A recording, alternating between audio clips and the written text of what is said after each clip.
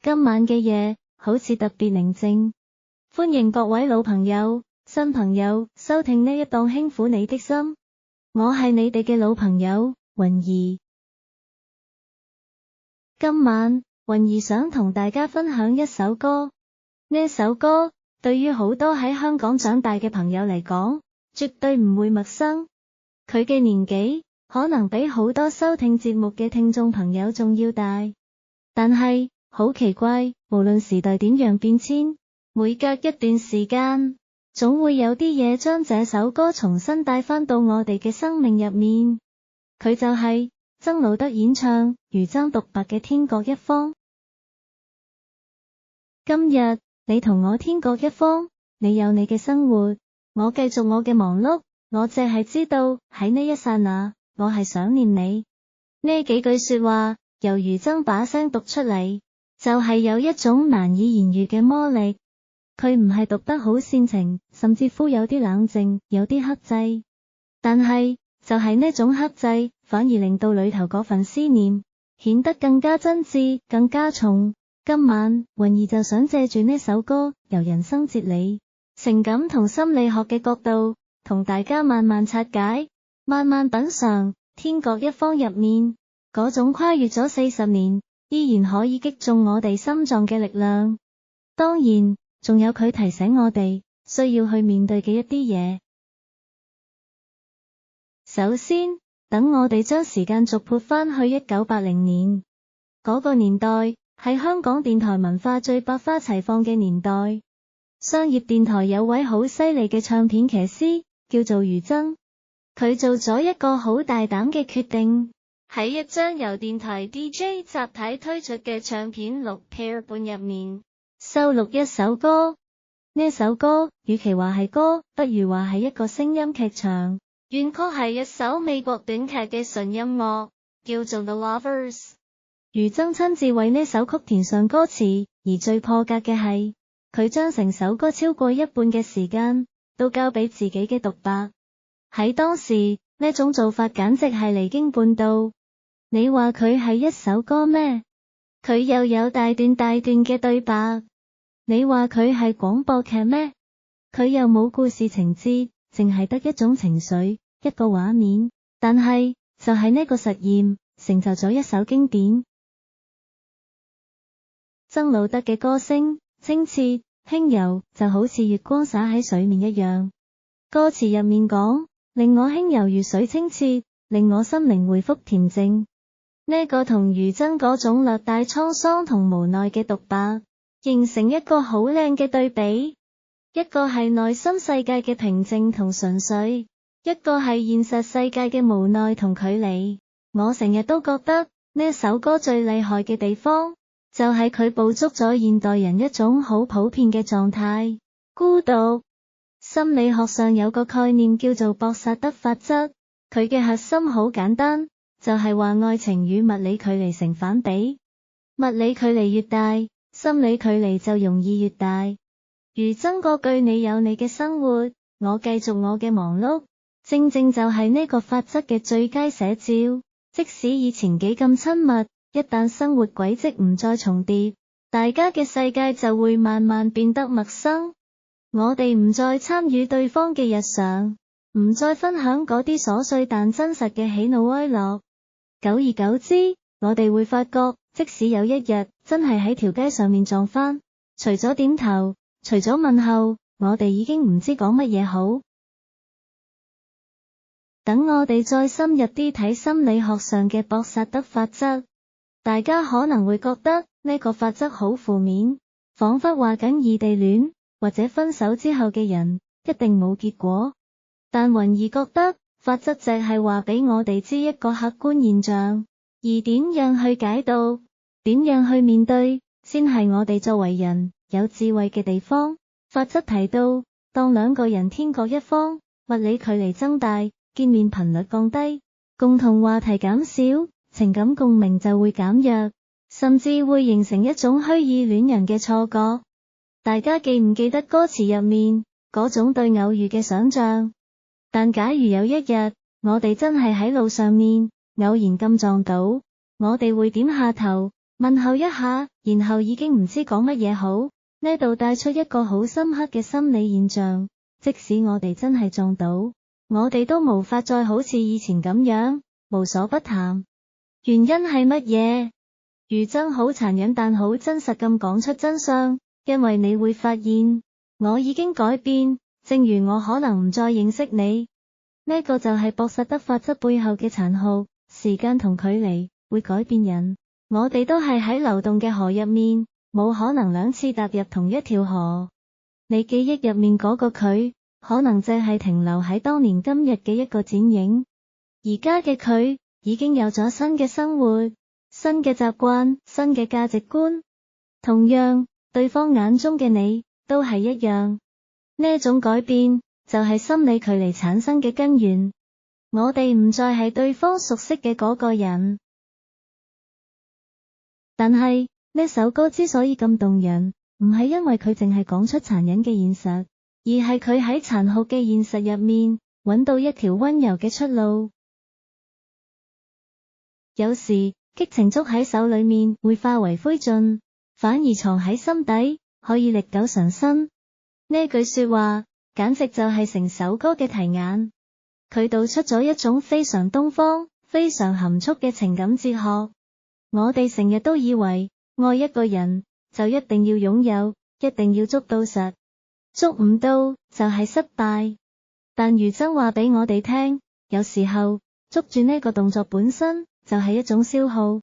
激情好似一團火，你越係想用力揸住佢，佢就越快熄滅，最後剩翻一手灰燼。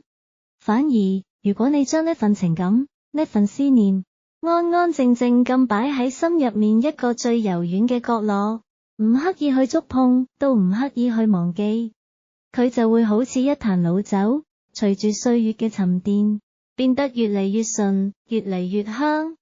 呢種藏唔係逃避，而係一種升華。從心理學角度睇，呢種做法其實好高明。我哋嘅大腦對於未完成嘅事，對於失去嘅嘢，往往會有一份執着。呢個叫做塞格尼克效應。與其死纏爛打，將最後嗰份美好都消磨殆盡，不如將呢份思念轉化成一種內在嘅資產。呢個就好似歌入面唱嘅，重拾往年純潔美夢，讓我心靈重得安慰，讓我安躺月下。呢種思念已經唔再係一種折磨，而係一種安慰，係一種即使我哋天各一方，即使我哋已經改變，但係喺我嘅心裏面，你依然係美好嘅，而呢份美好屬於我自己，冇人可以攞走。歌詞入面仲有一句好值得玩味，俾我相信世上有一種幸福，隨手可得，又永遠喺掌握之外。呢句說話講出咗人生一種好吊詭嘅狀態，隨手可得，即係話呢種幸福好似就喺你手邊，好似你只要伸一伸手就可以掂到，但係佢又永遠喺掌握之外。呢種幸福究竟係乜嘢呢？雲兒覺得佢講緊嘅係可能性。喺我哋嘅人生入面有好多條路，我哋選擇咗其中一條，就意味住放棄咗其他所有嘅可能性。嗰個如果當日我冇同你分開，如果我嗰陣時肯行多一步，呢啲如果就係一種隨手可得，但又永遠喺掌握之外嘅幸福。呢種幸福其實係一種想象嘅幸福，佢之所以美，就係因為佢從未發生。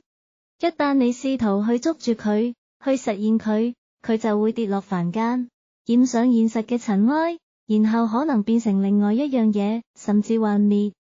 所以余真喺度提醒我哋，或者我哋唔需要凡事都追求得到，有時保留一份渴望，保留一份希冀，相信世上有一種幸福係可以隨手可得。呢個相信本身就已經係一種幸福。呢個唔係消極，而係一種對慾望嘅審視。我哋太習慣將擁有等同幸福，但天各一方話俾我哋聽，渴望本身都可以係一種好美嘅狀態。最後，歌詞用咗一句說話做總結：貪求思慕這恩賜，一切眼淚、思憶都係徒然。痴喺佛家角度嚟講，係一種執着，係煩惱嘅根源。因為我哋貪過去嘅美好，求對方嘅回應，思念嗰種感覺，無嗰種親密。呢啲所有嘅情緒，都係源於一個痴字。但係呢度講嘅徒然，係咪代表一切都冇意義呢？雲兒覺得呢個徒然唔係一種虛無，而係一種放低。